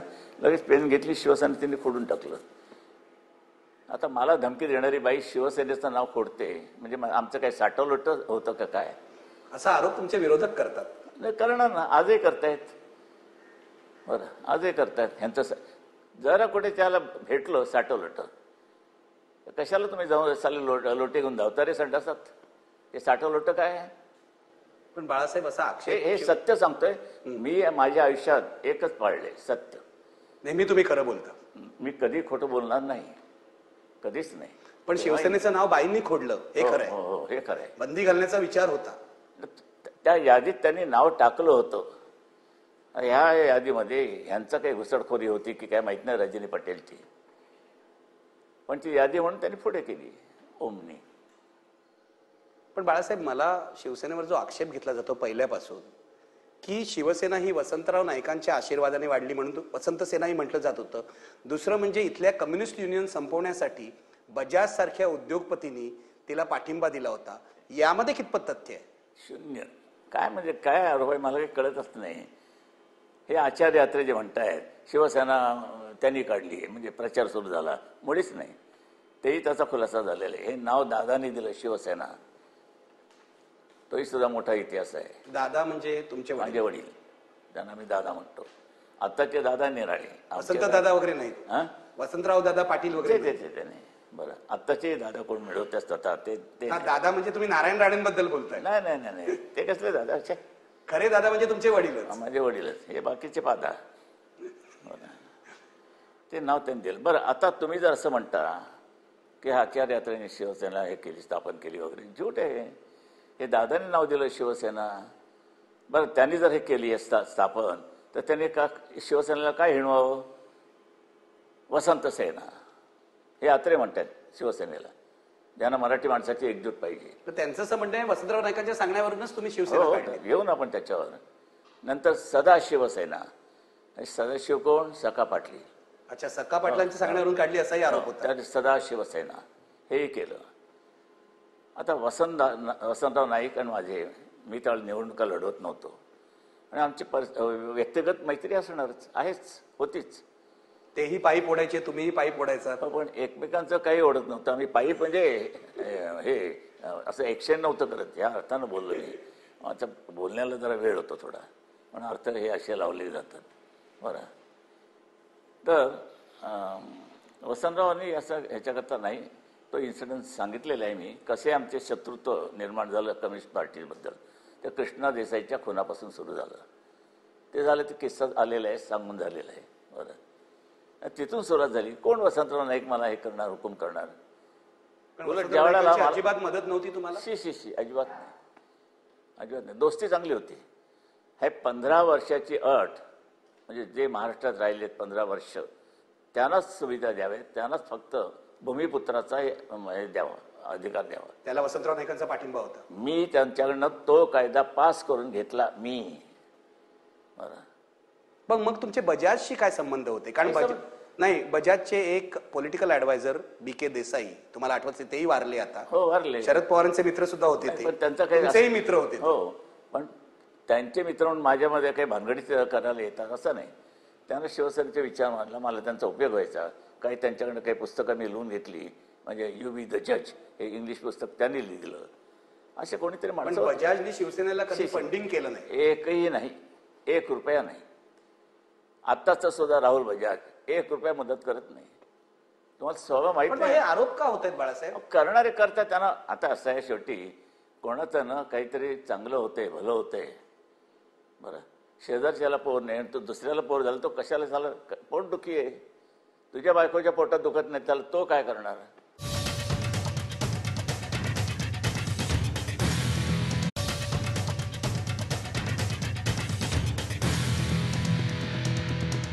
बाळासाहेब, तुम्ही कृष्णा देसाई खून खटल्याचा उल्लेख केलात. तुमच्यावर असा आक्षेप घेतला जातो की शिवसेनेनी महाराष्ट्राच्या राजकारणाला कृष्णा देसाई खुनापासून हिंसक वळण लावलं. काय उत्तर द्याल तुम्ही याचं? त्यांना किती मुर्दे पडले, का पडला त्याचा खून? तो मला ठार करायला निघाला होता कृष्णा देसाई. हो, आणि कृष्णा देसाईंनी जवळजवळ 17 एक काहीतरी खून केले होते. तो आमदारकी मागत होता तेव्हा डांगे चिडले, त्याच्या तुझ्यासारख्या खुन्याला असे या ठिकाणी पाठवायचं म्हणजे काय? कृष्णा देसाई हा खुनी होता. किती आमचे नाईक मास्तर मारले त्यांनी, ते सांगितलं किस्सा मी. पावसाळ्याचे दिवस नाईक मास्तर छत्री घेऊन चालले होते, लगेच कृष्णा तिकडेच उभा होता. सर सर सर काय एकटेच चालला, काय छत्री घेऊन आम्हाला घ्या ना. त्याला ये ना, ये म्हणून विचाराने त्याला छत्रीमध्ये घेतला. याने रामपुरी काढून त्यांचं पोट फाडलं. ऑन द स्पॉट नाईक मास्तर मेले. हे छापून आलेली कथा आहे. माझे एक ड्रिल मास्तर होते, ते पीटीचे मास्तर होते नाईक, ओरिएंट हायस्कूल. ह्या माझ्या आठवणीतल्या गोष्टी आहेत. पण अशाच पद्धतीने कृष्णा देसाईंचाही खून झाला, जे तुम्ही सांगताय, रामपुरी खुपसून पोटामध्ये. कारण या खून खटल्याचे जे आरोपी आहेत, दिलीप हाटे असतील, अशोक कुलकर्णी आहे, यांच्याशी मी बोललेलो आहे. ते निर्दोष सुटले, पण ते शिवसैनिक होते, अत्यंत निष्ठावंत शिवसैनिक. अजूनही आहे. अजूनही अशोक वारला. दिलीप हाटे आता शिवसेनेत नाहीये. नाही, पण या मुलांनी कडवट आहे, पण राजकारणात बाजूला झालंय. राजकारणात पण या मुलांनी तो खून घडवून आणला. नंतर ही मुलं तुमच्याकडे आली आणि पोलिसांनी त्यांना अतोनात मारपीट केली, छळलं, तरी सुद्धा त्यांनी कधीही तुमचं नाव घेतलं नाही. बाळासाहेब, ही कशा प्रकारची निष्ठा आहे? ते निष्ठा म्हणजे कसं काय उलगडा कसा करायचा, कसा होऊ शकतो, यालाच निष्ठा म्हणतात, असंच एवढं म्हणायचं, बस, बाकी काही नाही.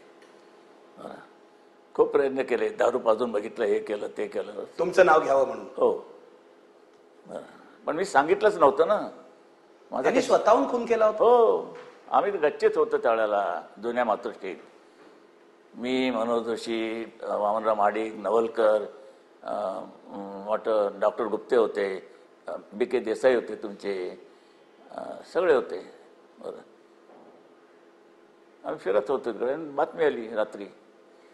म्हटलं बापरे, म्हटलं कमाल आहे, त्या लालबागवारीचं काही काळोख केलेला आहे. तर 1-2 जाऊन बघून आले काय भानगड आहे वगैरे. मला माहिती आहे नाही, वी आर शॉक. पण या घटनेनंतर ही मुलं मातोश्रीत आली होती? कारण बाहेर असं सांगितलं जातंय की रक्ताळलेल्या कपड्यांनी दिलीप हाटे इथे आले, तुमच्या पाया पडले आणि म्हणाले, बाळासाहेब तुमचं नाव मी घेणार नाही. असं काही झालेलं नाही हो. काय कादंबरीकार काय होत नाही, ही लोक चांगले, सेल छान होईल, पण असं काही घडलेलं नाही.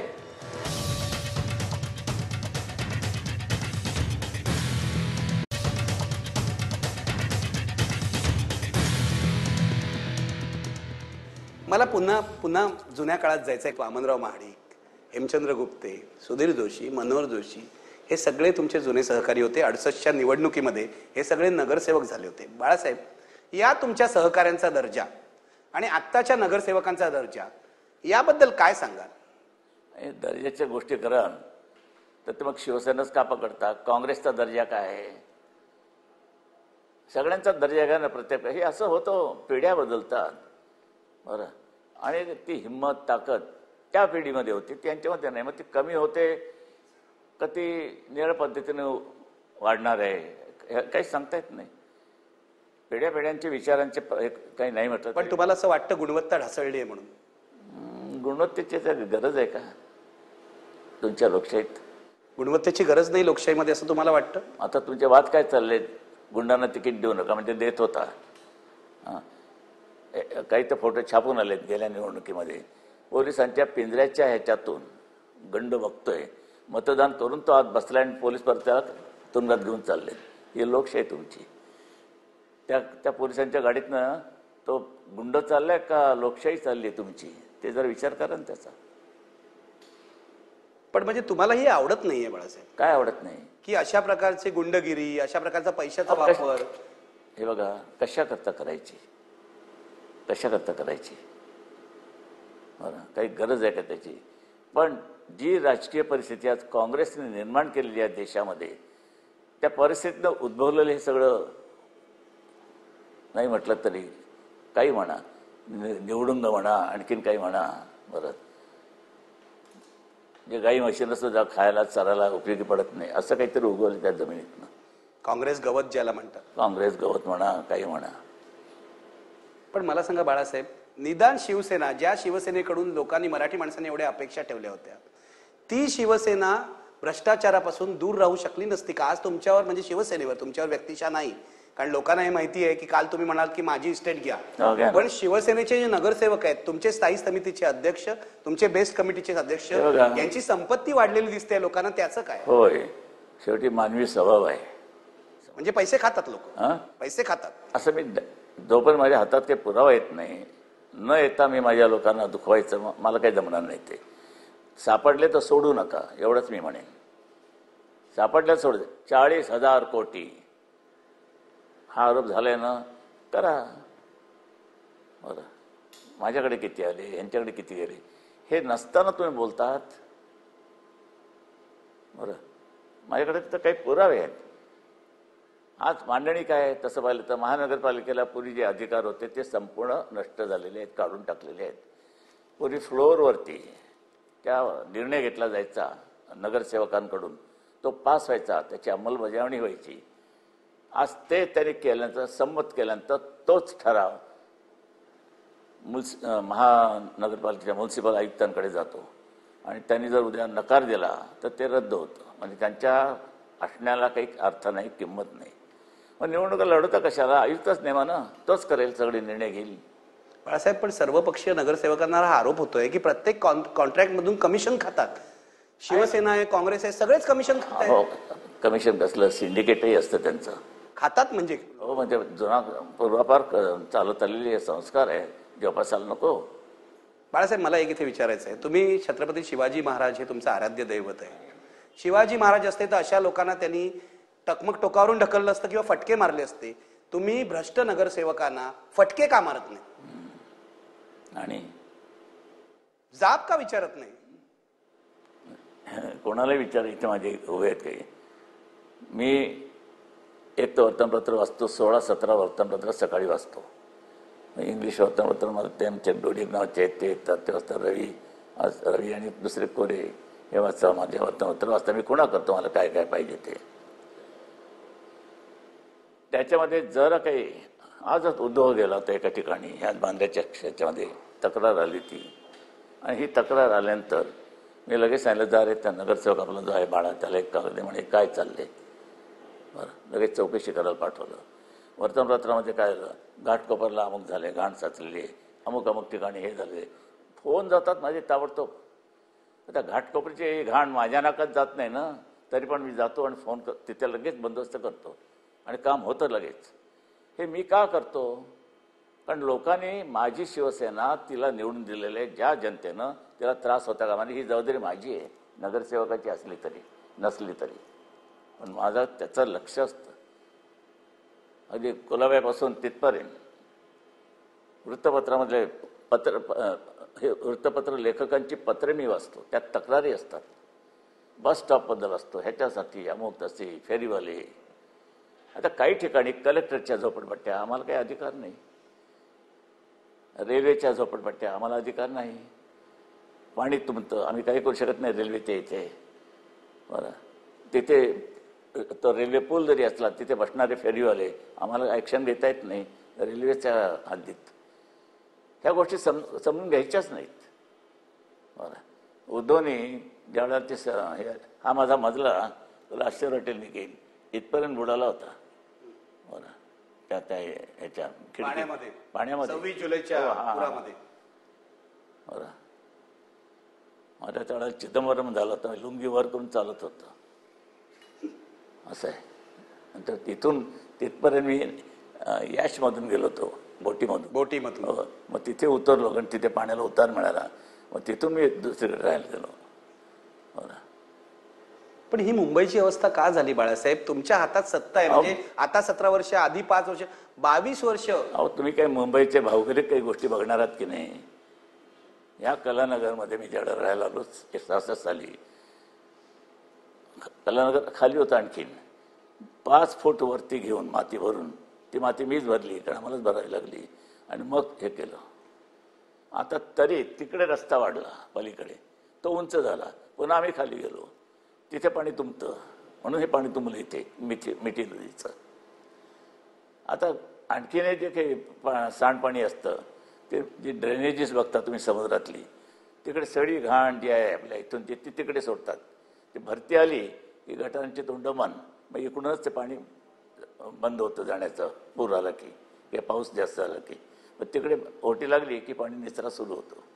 ह्या गोष्टी ध्यानातच घ्यायच्या नाहीत. राज ठाकरे किंवा शरद पवार तर म्हणतात की 40,000 कोटीमध्ये घपला झालेला आहे. मग करा ना, काय नुसतं जाहीर केला, करा, सिद्ध करा. तुमचं असं म्हणणं आहे कोणताही आरोप सिद्ध होऊ शकत नाही? सिद्ध तुम्ही करायचा ना, आरोप तुम्ही केलाय ना, आम्हाला काय गरज आहे? बरं तुम्हाला असं वाटतं गेल्या 5 वर्षात मुंबई महापालिकेमध्ये काम जे पार पडलेले आहे ते अत्यंत प्रामाणिकपणे सचोटीने पार पडलेलं आहे? ह्या चिठ्ठ्या तुम्हीच दिल्यात ना. उद्या त्याशी सभेत सांगितलं तर पृथ्वीराज चव्हाण काय म्हणतायत, बरं काय ते शब्द काय तो कनंग निलंक शब्द विधानसभेमध्ये प्रश्न विचारला, तिथे तुम्ही उत्तर दिलं ना. नंतर काही रिपोर्ट्स आले त्यामध्ये सुद्धा आमच्या महापौरबाईचा सत्कार केलात ना. पण हेच पृथ्वीराज चव्हाण म्हणतायत आता, मला दिलेल्या मुलाखतीत ते म्हणाले की आम्ही जर सत्तेत आलो तर सेना भाजपच्या भ्रष्टाचाराची चौकशी करू. करा ना, आणि आम्ही सत्तेत आल्यानंतर आम्ही तुमची चौकशी करू, हेच ना. हे निव्वळ राजकारण आहे असं तुमचं म्हणणं आहे? हे खरं सांगायचं म्हणजे आम्ही किती निवडणुकीच्या काळामध्ये वेश्येची रांडीची माडी जर चढलं ना तर तुम्हाला माफ असतं. बरं मग तुम्हाला विचारतील लगेच, निखिल वगैरे येतील, काय आता तुम्ही इकडे चढून आलात वगैरे वगैरे, तर तुमचं काय मत आहे? मतं मागण्याचा अधिकार आम्हाला आहे, लोकशाही आहे. मतं मागायला गेलो? हो, मतं मागायला गेलो होतो. विश्वास ठेवायला पाहिजे, करायचं काय, लोकशाही आहे. हे धंदे चालले त्या लोकांचे. काय यांच्याकडे काय इस्टेटी, म्हणून तर मी ऑफर दिली आहे ना, माझी तुम्ही घ्या, तुमची मला द्या इस्टेट.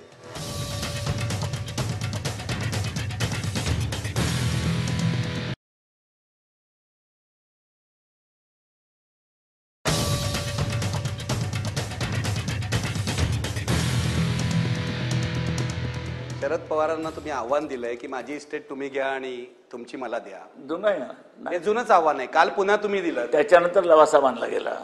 पण तरी सुद्धा हे लोक तुमच्या एकूण, म्हणजे तुमच्या असं नाही, बाळासाहेब ठाकरेंवर कोणी आक्षेप घेत नाहीत, पण शिवसेना नेत्यांच्या इस्टेटींबद्दल आरोप करतायत, आक्षेप घेत आहेत. ते असं ते मनोहर जोशींपासून सगळ्यांची नावं घेत आहेत, मनोहर जोशीपासून वाईकर पर्यंत आरोप करतायत. तुम्ही कधी ह्या लोकांना जाब विचारलाय? कोणाला?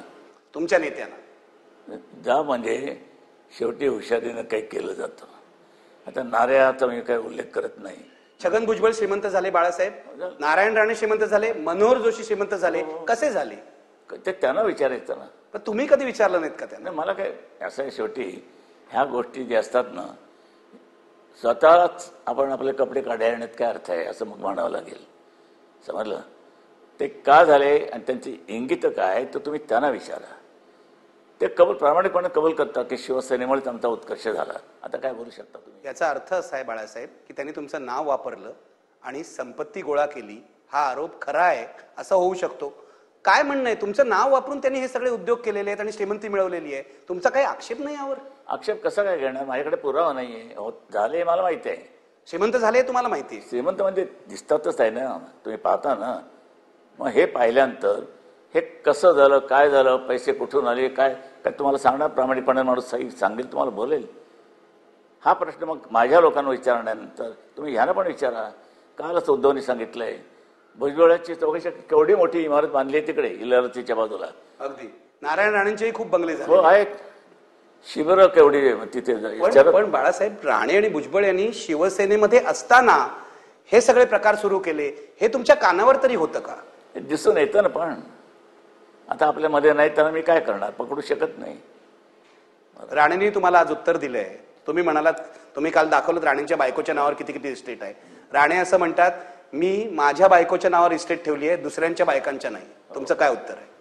आमच्या बायका काढा ना, कोण कोण आहेत, कुठे बेनामी आहे केली. मला बाळासाहेब, महाराष्ट्राचं राजकारण खूप खालच्या पातळीला आलंय असं तुम्हाला वाटत नाही? गटार गंगा चालली असं नाही वाटत? महाराष्ट्राचं कशाला, देशाचं नाही? काय देशात चाललंय? चांगलं झालं तरी वाईट. उद्धवने ती मोठमोठी होर्डिंग लावली, हे करून दाखवले, त्याच्यावर टीका. मग कोणीतरी नरेंद्र मोदीचं हे करतो गुणगान. पण मोदींच्या फुल पेज जाहिराती किती याच्या वर्तमानपत्रामध्ये काढत, शोधून काढा किती फुल पेज सगळीकडे. मग होर्डिंग आणि फुल पेज ॲडव्हर्टाइजमेंट यामध्ये फरक काय? शेवटी करून दाखवलंच ना, हे सांगावं लागतं लोकांना. उत्तर ठीक आहे, एखाद्याला मूल झालं त्यामुळे हे करून दाखवलं, हे सांगण्याची गरज काय? तर विनोद सांगतो, एका माणसाला 10 वर्षांनी पोर झालं. हे 10 वर्षांनी पोर झाल्यानंतर त्यांनी पार्टी दिली, जिसम करेंगे, हे करेंगे. शाळेने विचारलं, कमाल आहे साले, 10 वर्षांनी तुला पोर झालं, काय कसं काय, म्हणजे काय हा चमत्कार काय, हे कैसा हो गया? ऊपर वाले की मर्जी. एकाने विचारलं, ऊपर कोण रहता है? असं होतं. समजलं की नाही? नुसतं अगदी पोराकडे बोट दाखवून तुम्ही सुटू शकत नाही मला. आणि ही उदाहरणं आणि हे विनोद, यालाही काही अर्थ नाही. आमचे विनोद आहेत हे असे. तुमच्याकडूनच त्यांनी वारसा घेतलाय. हो असेल ना, विनोदाचा, नकलांचा वारसा. शेवटी वापर व्यवस्थित झाला पाहिजे ना. मला इथे तुम्ही नरेंद्र मोदींचा उल्लेख केला, भाजपबद्दल मला विचारायचं आहे. हल्ली तुमचं आणि भाजपचं, म्हणजे शिवसेनेचं आणि भाजपचं फारसं काही बरं चाललंय असं दिसत नाही. भाजपचे नेते शिवसेनेबद्दल बरं बोलत नाहीत. युती आहे तरी सुद्धा पूर्वीच्या काळी जसा संवाद होता तसा दिसत नाही. कारण काय? कशाला आहे ते चांगलं चाललंय, उत्तम चाललंय. मनगट्टीवारांनी चांगलं स्टेटमेंट केलेलं आहे. हे वयाचे काही फरक असू शकतात. बरं, आत्ताच्या ह्या लोकांची तुलना मी वाजपेयी, अडवाणी यांची होऊ शकत नाही. पण बाळासाहेब, प्रमोद महाजन महाराष्ट्रामध्ये 1985 पासून ही युती आहे ती टिकायला, वाढायला तो माणूस जबाबदार होता. आज तो नाही, त्याची उणीव जाणवते का तुम्हाला? नाही, उणीव काय असतं, हे अशा लोकांना ते फटकन ज्या पद्धतीने जातात त्यावेळेस त्याच्याबद्दल दुःखही होतं आणि मग थोड्याशा त्यांच्या चांगल्या बाजू जास्त नजरेसमोर येतात.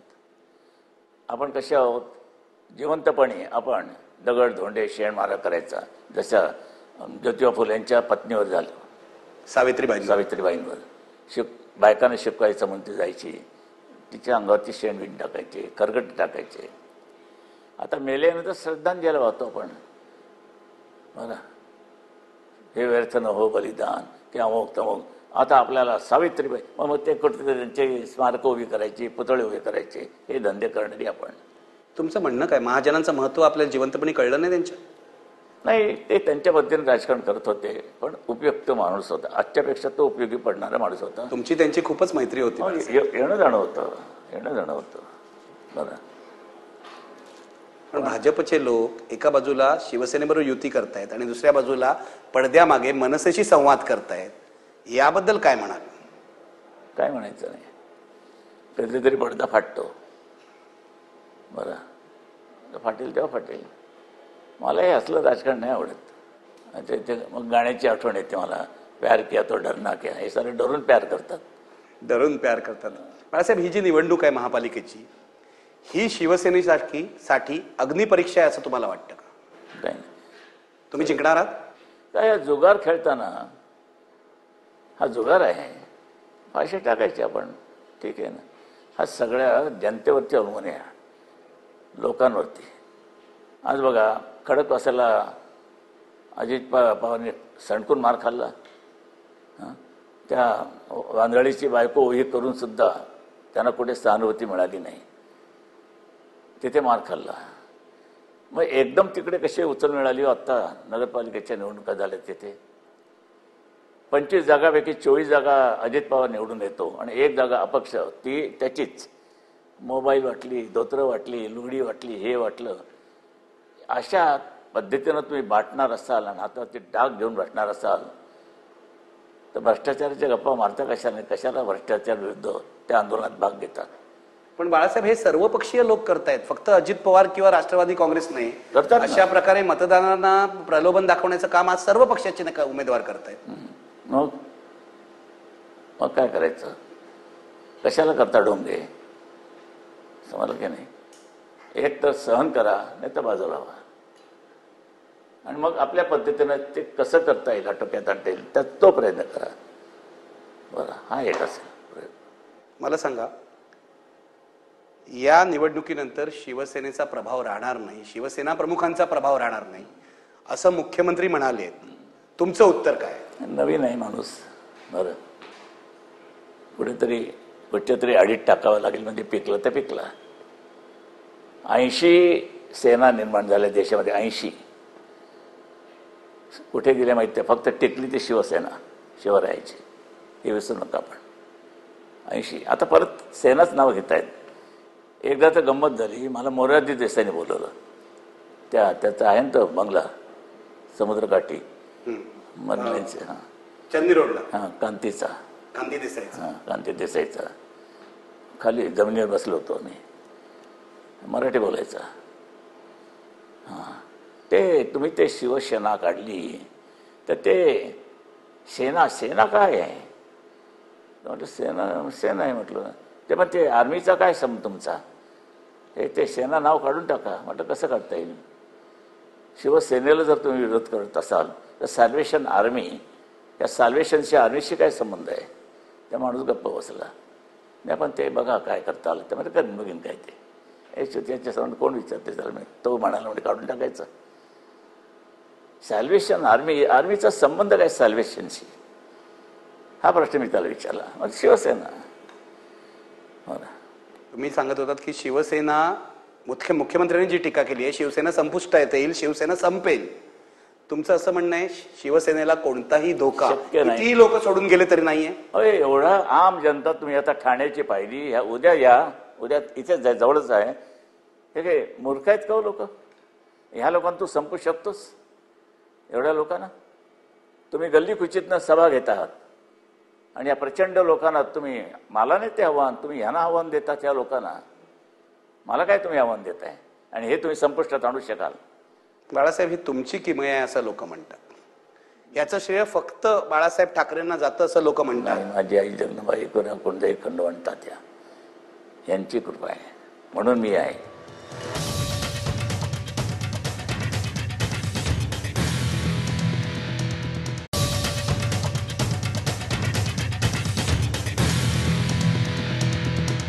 तुम्ही नेमके कोण आहात? तुम्ही व्यंगचित्रकार आहात? तुम्ही राजकारणी आहात? तुम्ही जगदंबेचे भक्त आहात की आणखी कोण आहात? कोण आहात तुम्ही नेमके? याचं उत्तर मी देऊ शकणार नाही, देता येणार नाही. ते गहन आहे. मी काही जादूटोणी करत नाही, आणखीन काय हे करत नाही काही. बरं, माझा त्याच्यावर विश्वास नाही. समजलं? अंधश्रद्धेवरती माझा विश्वास नाही, माझी श्रद्धा आहे बस. बाळासाहेब, एक प्रश्न माझा विचारायचा राहिला, विचारू? अजून संपतच नाही, खूप विचारायचं आहे. आणखी 10-12 मुलाखती होतील, पण आता हे पहिलं आहे म्हणून.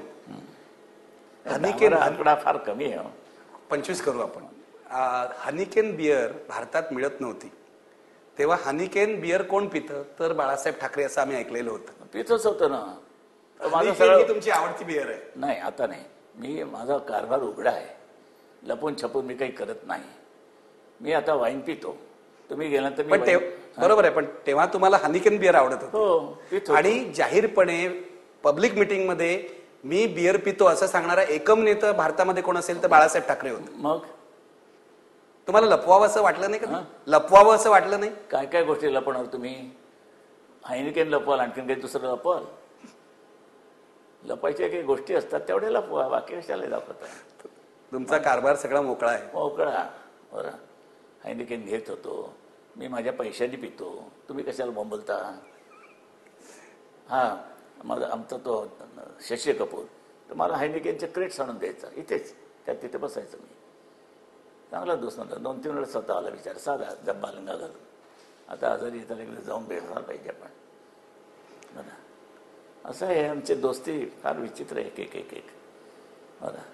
तुमची फिल्मस्टार्सची खूप दोस्ती आहे. दिलीप कुमार तुमच्या बरोबर इथे यायचा वर. आम्ही एकत्र जुन्या मातोश्रीमध्ये गच्चीत.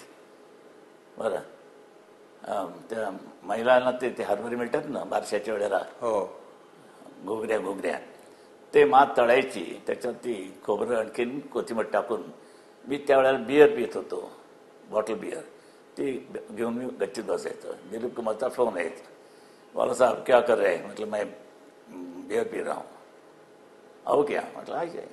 आणि दोघं गच्चीत बसायत, मी आणि दिलीप कुमार. त्याला ते चणे आवडले भयंकर, ते घोगऱ्या, आणि बहुत अच्छी आहे बात. त्यानंतर त्याचे फोन यायचे, 2-3 वेळा आले, चना खाने को आऊं क्या बाला साहब? म्हटलं हो, आमचा दोस्ती. मी दोस्ती केव्हा तोडली? त्यांनी ज्यावेळेला पाकिस्तानी किताब आहे पाकिस्तान स्वीकारला, त्यावेळेला मी तोडली. त्याची आणि सुनील दत्त.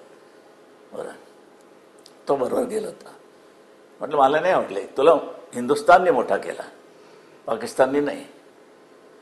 हे असं आमचे सौदे आहे. पण बाळासाहेब, एवढी तुमची दोस्ती कलाकारांची, साहित्यिकांची, तरी सुद्धा सिनेमावर बंदी, वृत्तपत्रांवर बंदी, किंवा आणखीन कुठचं पुस्तक असेल तर ते जाळून टाका, हे कसं काय? हे कुठे तुमच्यातल्या कलाकारात बसतं? साहित्यावरती कसली बंदी टाकली मी? नाही, मध्ये पुस्तक आदित्यनी जे केलं, एका रोहिंटन मिस्त्रीच्या कादंबरीला विरोध केला तुम्ही, महानगरचे अंक जाळले, महानगरवर हल्ले केले. तुम्हाला आणून दाखवू का शब्द काय ते? ते शब्द बरं लावलं तर लावलं. तुम्ही स्टॉलला विकायला ठेवा ना. तुम्ही सिलेबस म्हणून का लावता कॉलेजला? त्या पोरांना शिव्या शिकवता तुम्ही कॉलेजमध्ये. पण तुम्ही आता प्रेमात आहात म्हणून विचारतो, महानगरवर माझ्या पेपरवर तुम्ही हल्ले चाललो केले. मगाशी नाही बोलतो. प्रेमा म्हणजे महानगरवर तुम्ही हल्ले. फुल आहे का रे? Valentine day. नाही ते व्हॅलेंटाईन डे, बरोबर आहे. त्या पुरुषाला दिलं तर काय हरकत आहे? काही हरकत नाही, काही हरकत नाही. तुम्ही आणि हल्ली पुरुष पण प्रेम येतं बाळासाहेब, काही प्रश्न नाही. मला सांगा ना तुम्ही, आता मी तुमच्या समोर बसलेलो आहे. आज 80 साली मी मातोश्रीमध्ये जुन्या आलो होतो, आज इतक्या वर्षानंतर इथे आलो.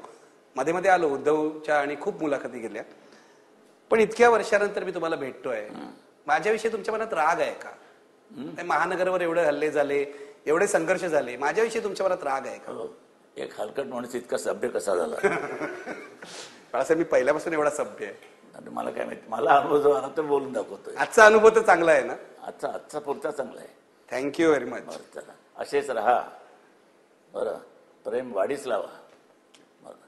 बाळासाहेब, धन्यवाद या मुलाखतीबद्दल. मला माहिती आहे एका मुलाखतीमध्ये तुमचा सगळा प्रवास, त्याचा वेध घेणं शक्य आहे. तुम्ही मला परवानगी द्या. आज जसं माझ्यावर प्रेम केलं तसं कायम करा आणि आणखी खूप मुलाखती द्या, एवढीच माझी विनंती आहे. फक्त आपल्या मुलाखतीचे मैलाचे दगड किती आहेत ते एकदा आकड्यात सांगून ठेवा. तुमचा प्रवास जितका आहे तितकेच मैलाचे दगड बाळासाहेब. तो प्रवास एवढा मोठा आहे की तो कवेत घ्यायचा तर मला खूप प्रयत्न करावा लागणार आहे. धन्यवाद बाळासाहेब. धन्यवाद. जय हिंद, जय महाराष्ट्र, वंदे मातरम, जय हो.